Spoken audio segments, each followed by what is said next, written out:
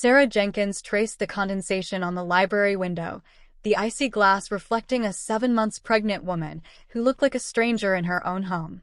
This Beacon Hill mansion always felt cold. The heavy silence of the cavernous, mahogany-paneled library was suffocating, a stark contrast to the lively, paint-smeared classrooms she used to teach in. It was mid-November, the air outside crisp, but the chill inside the house was different. It was the sterile quiet of a museum, smelling of old leather and floor polish, not a home. She sighed, rubbing the persistent ache in her lower back. Across the room, by the massive, unlit fireplace, her husband, Richard, was tapping aggressively on his phone. He hadn't looked up in an hour, his handsome face illuminated only by the screen's glow. "Richard, honey," she tried, her voice soft, hesitant. She held up a small catalog. "I was looking at colors for the nursery. I thought maybe a soft yellow." Richard, impeccable in a bespoke suit even though it was evening, didn't look up. "Yellow? Fine. Whatever you want, Sarah." The dismissal stung, familiar and sharp. "It's just..." She tried again, craving a moment of connection. "Thanksgiving is next week. I hoped we could." He finally looked up, his eyes cold and impatient. "Sarah, this deal in Singapore is worth 9 figures. I don't have time for soft yellow right now." He put the phone to his ear, his voice shifting to his commanding business tone. "Yes, I'm here," and walked straight out of the library, leaving her standing alone, the catalog heavy in her hands. She remembered her mother-in-law, Margaret, remarking at their last family dinner, her pearls gleaming. "Richard has always gotten what he wants, Sarah. The trick is keeping it."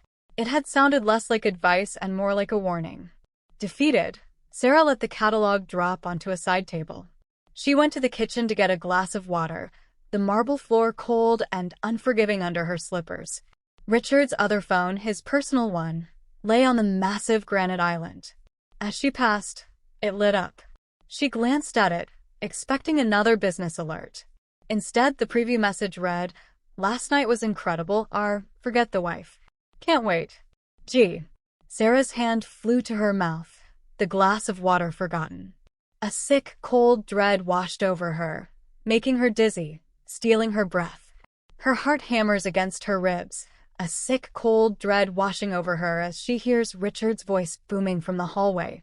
"Sarah, have you seen my other phone? That cliffhanger is agonizing."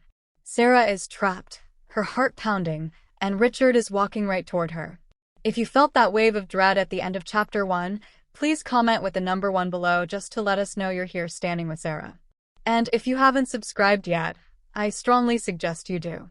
Join the Black Brilliance family and turn on that notification bell, because what happens next is the moment that changes everything. Your support helps us continue to create powerful stories that inform and inspire. Now, let's get back to that kitchen. "This one?" Sarah asked, her voice trembling as she held up the phone, the screen still illuminated with the message from G. "Or the 9-figure deal in Singapore?" Richard's face, which had been annoyed, instantly hardened into a cold mask. He snatched the phone from her hand, his charm vanishing. "You're hormonal," he spat.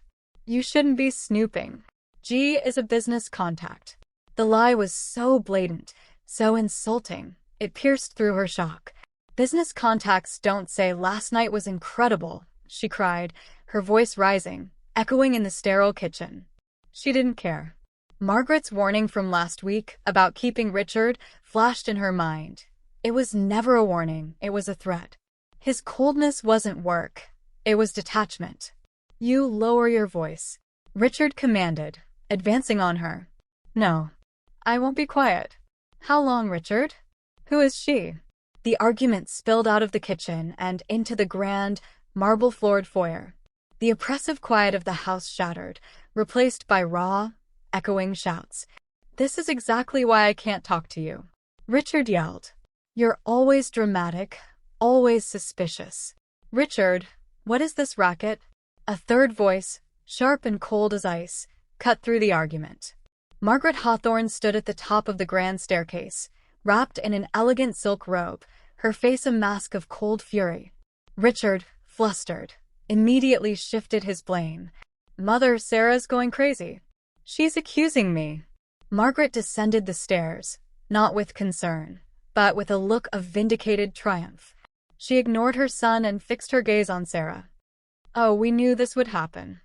I told you, Richard." She stopped on the bottom step, looking Sarah up and down with pure disgust. "You can't take someone from the gutter and expect them to understand loyalty.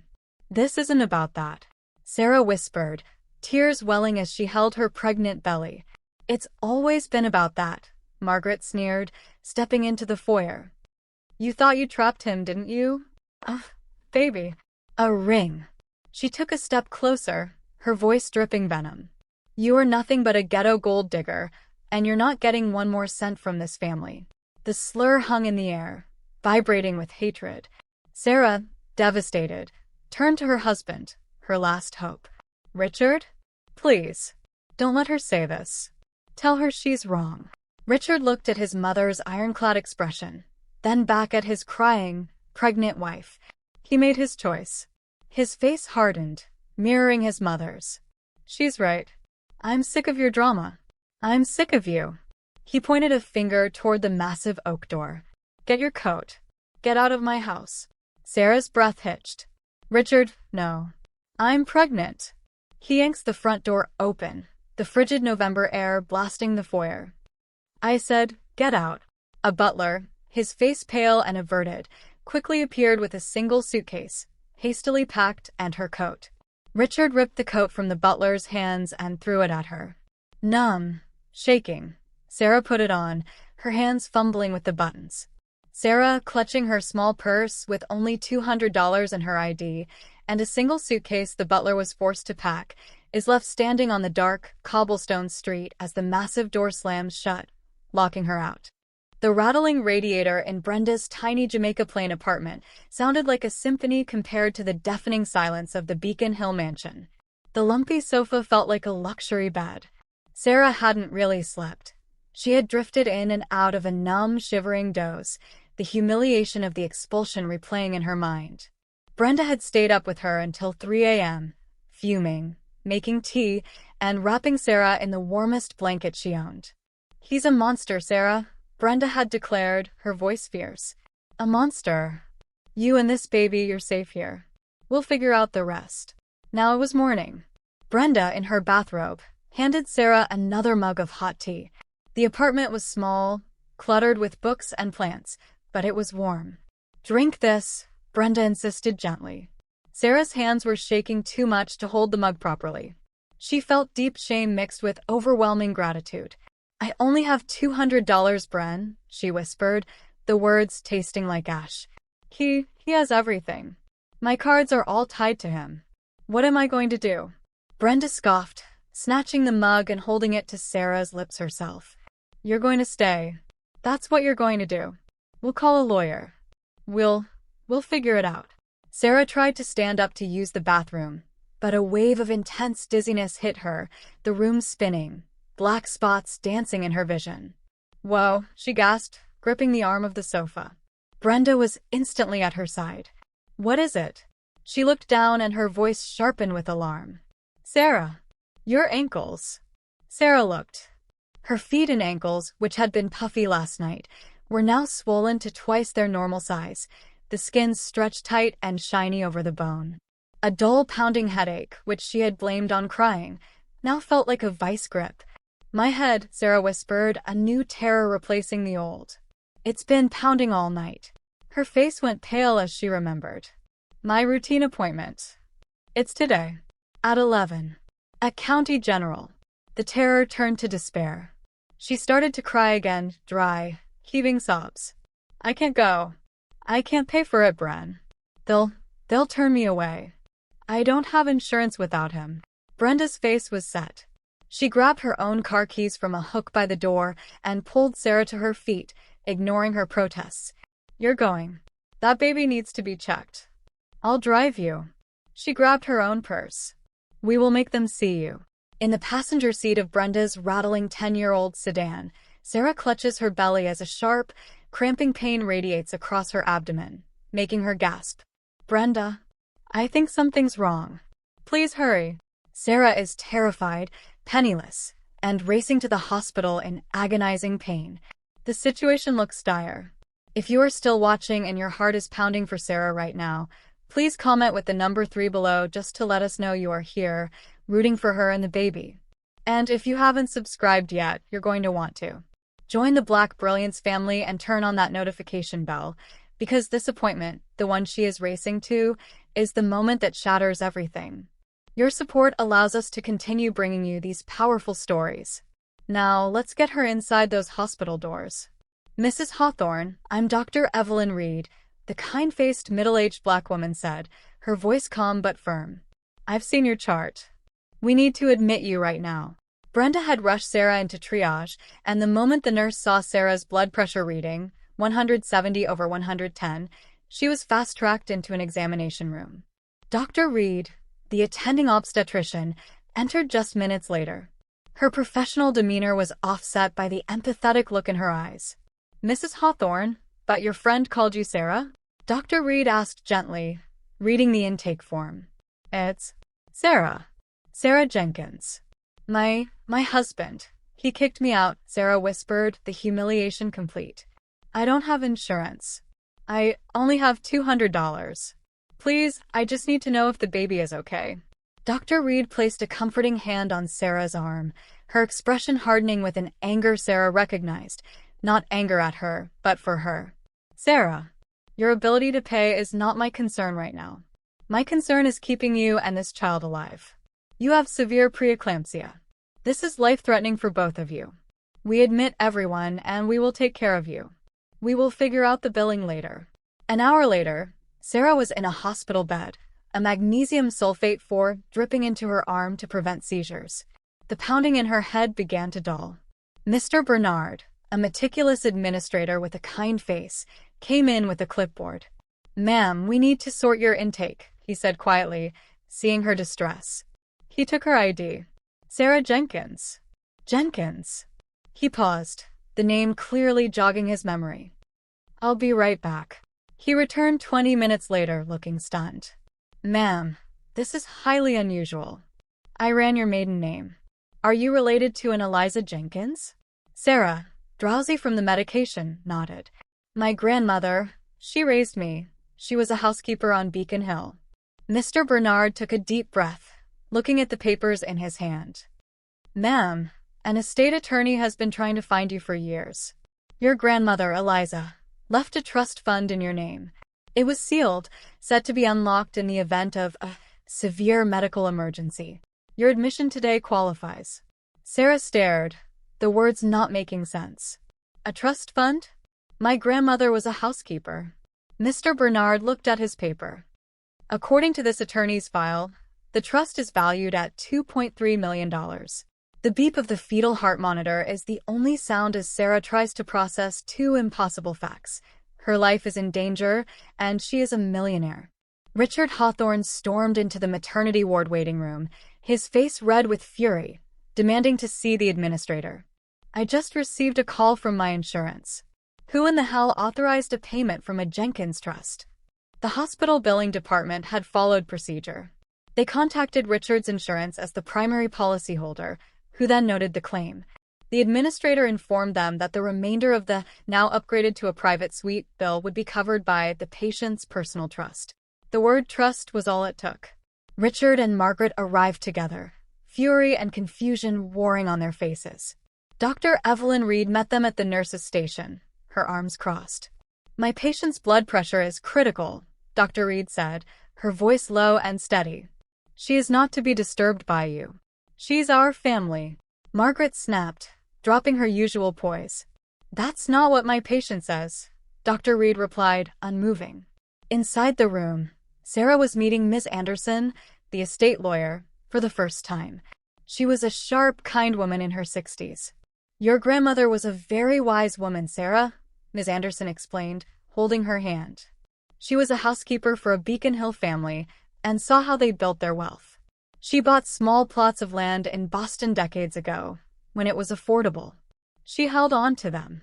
Just then, Richard and Margaret pushed past a nurse and burst into the room, holding an absurdly large bouquet. Sarah, darling. Richard gushed, his eyes wild with a new, terrifying panic. My God, we were so worried. It was a terrible misunderstanding. Margaret, her face pale, forced a strained smile. Richard was just stressed. The deal, it was all the stress. We want you to come home, dear. Sarah looked at them from her hospital bed, the beep of the heart monitor steady. The magnesium-4 made her feel distant, but her mind was crystal clear. Home, she asked, her voice flat. She looked at Margaret. You called me a ghetto gold digger. Margaret flinched. Sarah turned her gaze to Richard. You told me to get out. Darling, I wasn't thinking. Richard pleaded, grabbing for her hand. Miss Anderson stepped forward, placing herself between them. Excuse me, Mr. Hawthorne. I am Miss Anderson, Sarah's counsel. She adjusted her glasses. And home is a complex term. You see, the small plot my client's grandmother purchased in 1970, it's the one your father's mansion is currently, and illegally, encroaching on by about 30 feet. The color drained from Richard's face. Margaret, for the first time, looked utterly defeated, her hand flying to her pearls, her mouth opening and closing without a sound. They hadn't just kicked out a poor woman. They had kicked out their landlord. Margaret whispers, her voice cracking. The land? That's impossible. Miss Anderson smiled thinly. I assure you, madam, the deeds are quite possible. And my client is now reviewing her options. 6 months later, Sarah Jenkins unlocked the door to her own sun-drenched brownstone in Cambridge, the smell of baking bread, not polish, and baby powder filling the air. This was home. Not a sterile, silent mansion, but a house filled with light, art, and the gurgling sounds of her 5-month-old daughter, Grace Eliza Jenkins. The divorce had been swift and brutal for Richard. Faced with a massive lawsuit over the illegal land encroachment, coupled with the scandalous story of the billionaire versus pregnant wife leaking to the Boston tabloids, Richard and Margaret had settled immediately. Their settlement was large, but the public humiliation and the loss of their Beacon Hill standing had been the true cost. Today was Sunday, and Sarah and Brenda, now officially godmother Brenda, were setting up for a simple dinner. Brenda bounced baby Grace on her knee. She has Eliza's eyes, Sarah, Brenda said softly, looking at the baby with adoration. Your grandmother would be so proud. Sarah smiled, a genuine, peaceful smile. I think she would be too. The next day, Sarah stood at a podium in a brightly lit room at a local community art center. She was presenting the very first check from the Eliza Jenkins Foster Art Fund. My grandmother believed that everyone deserves to see beauty, Sarah said, her voice clear and strong, addressing a group of children in the foster care system. She was a housekeeper, but she saw the value in things people overlooked. She taught me that your value isn't based on where you came from or what people think you are. It's based on what you build. Later that week, pushing Grace in a stroller near the Boston Public Garden, she saw him. Richard looked older, thinner, and his expensive suit seemed to hang off him. He stopped, his gaze fixed on the baby. Sarah. Richard, she replied, her voice neutral. She's beautiful. He took a half-step closer, then stopped, as if hitting an invisible wall. I am so sorry, Sarah.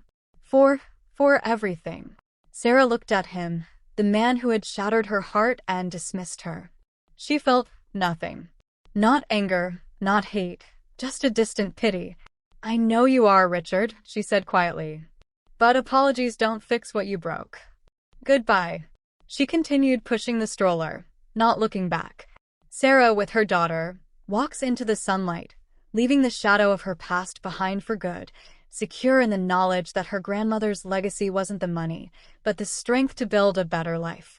Sarah's journey from a cold, sterile mansion to a warm home built by her grandmother's hidden love reminds us that true wealth is never what others see in us, but what we know we are worth. Kindness, like the legacy Eliza quietly built, always finds a way to return to those who deserve it, proving that when we judge others by prejudice, we are the ones who truly lose.